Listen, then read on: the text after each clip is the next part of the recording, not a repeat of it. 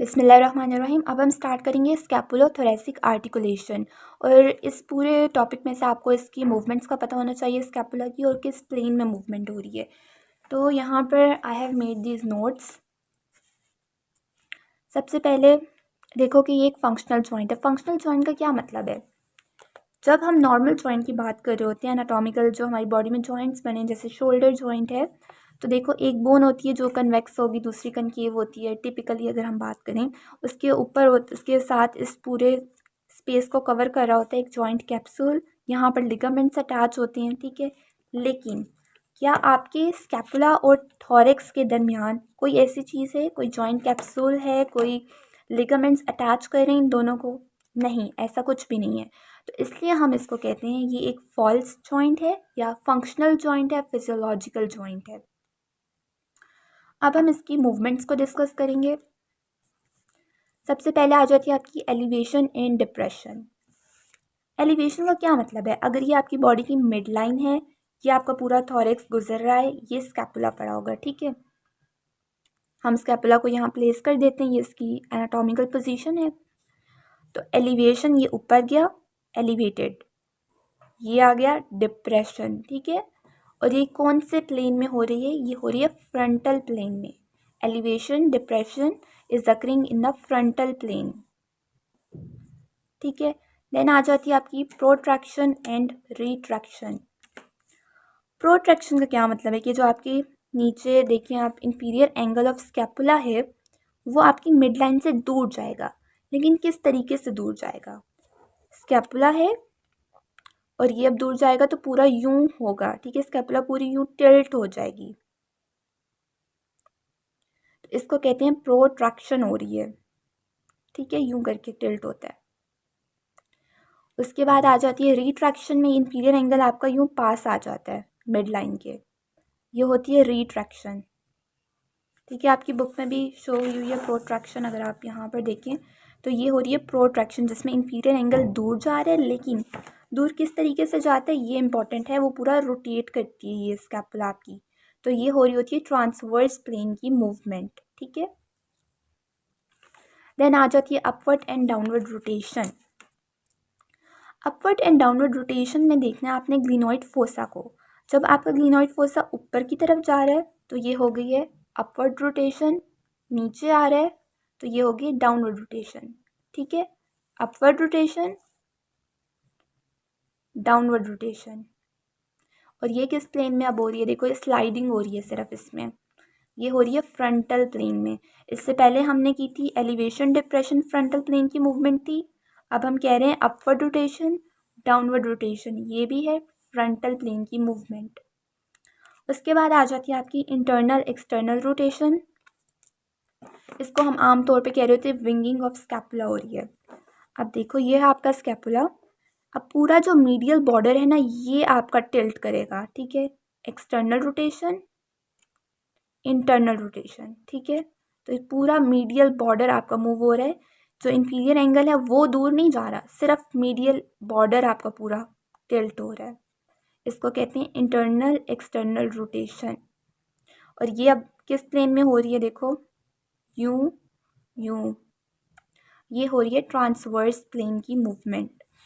तो इस तरीके से आपको ये मूवमेंट्स याद रखनी है। अगर स्टिकी नोट वगैरह आप लगाते हो या नोट्स बनाते हो तो इसमें इस तरह से ना इन मूवमेंट्स के आगे लिख लो कौन सी फ्रंटल प्लेन की है, कौन सी ट्रांसवर्स प्लेन की है, ताकि रिवीजन करते वक्त आसानी हो।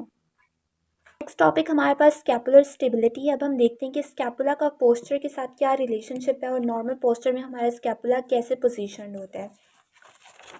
तो दोबारा से हम इस मॉडल पे चलते हैं। हमारा 2D model I tried my best के समझ आ सकी।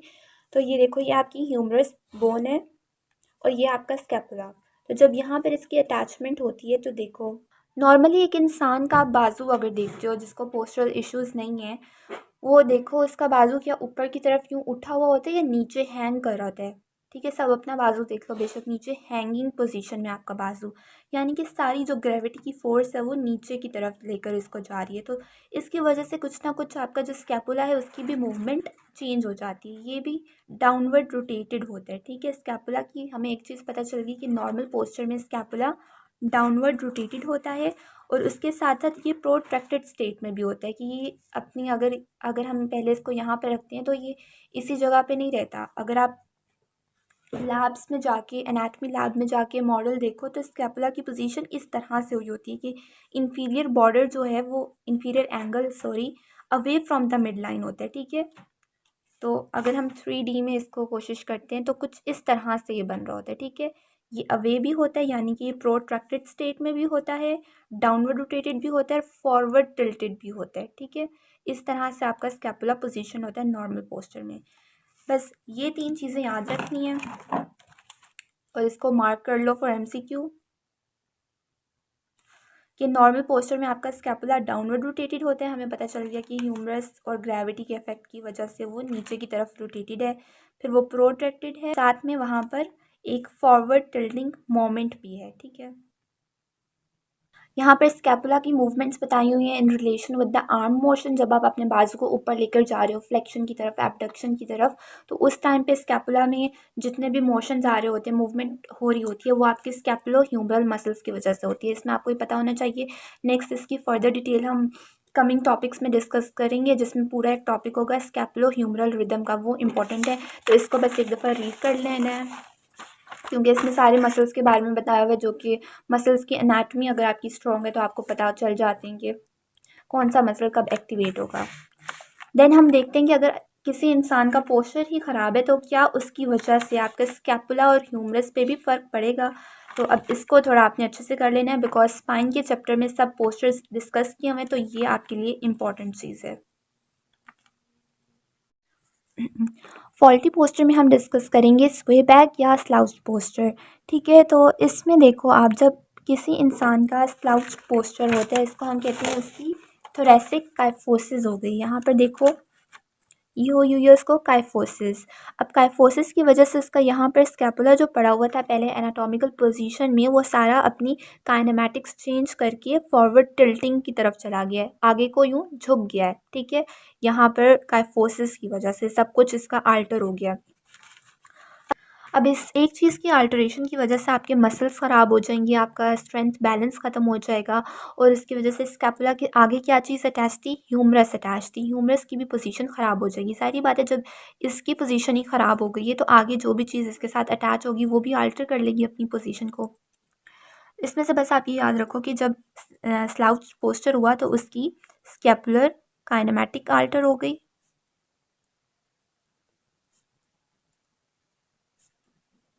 और जब ये चीज़ अल्टर हुई तो उसमें जो मसल थे, ज़ाहिरी बात है यहाँ से जो स्कैपुला आपका पड़ा हुआ है उसमें बहुत से मसल्स अटैच्ड हैं जो आपकी ह्यूमरस पे भी अटैच हो रहे हैं। यहाँ पर लेंथ और बैलेंस रिलेशनशिप है ना, वो ख़राब हो जाता है।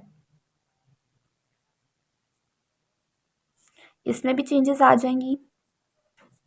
इसकी अब किन किन मसल्स में चेंजेस आएंगी तो यहाँ पर आपको मसल्स के नाम भी लिख के बता रहा है।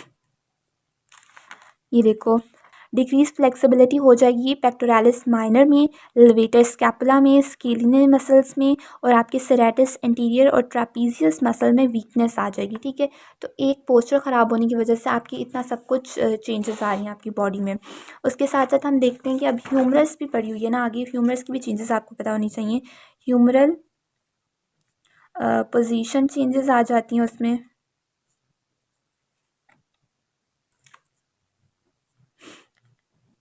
अब इसकी वजह से जो आपकी ह्यूमरस होती है वो एबडक्टेड पोजीशन में चली जाती है और इंटरनली रोटेट कर जाती है, इंटरनल रोटेशन हो जाती है उस पर।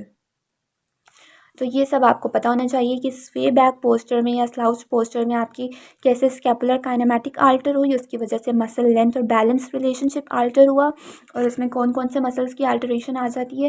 ह्यूमरस की पोजीशन सारी ख़राब हो गई और किस तरह से ख़राब हुई कि वो एबडक्शन और इंटरनल रोटेशन में चली गई। बस इसमें से यही चीज़ वो MCQs में पूछ सकते हैं और ये यहाँ पर लिखी भी हुई है। अगर आपने वो पूरा पैराग्राफ नहीं भी पढ़ना तो ये जो डायग्राम के नीचे लाइन लिखी होती है ना, उसे कभी भी स्किप नहीं किया करो, उसमें बहुत इंपॉर्टेंट पॉइंट्स लिखे होते हैं। अच्छा, और एक और बात की, जो आपका स्लाउच पोस्चर होता है उसमें दो चीज़ें हो रही होती हैं, काइफोसिस और जो आपका हेड होता है वो फॉरवर्ड हुआ होता है, तो इसको हम कहते हैं forward head with thoracic kyphosis और इस पूरे पोस्चर का नाम होता है स्लाउच पोस्चर। शोल्डर कॉम्प्लेक्स में लास्ट चीज़ आती है सुप्रा ह्यूमरल स्पेस, जिसको हम सुप्रा एक्रोमियल स्पेस भी कहते हैं। अगर मैं आपको ये स्पेस शो करूँ यहाँ पर, दिस इज़ योर ह्यूमरस, ठीक है, ये पूरी बोन पड़ी हुई है, मसल्स गुजर रहे हैं, और ये देखो ये है एक्रोमियन प्रोसेस, और ये है आपके पास एक स्पेस, सब एक्रोमियल स्पेस, ठीक है।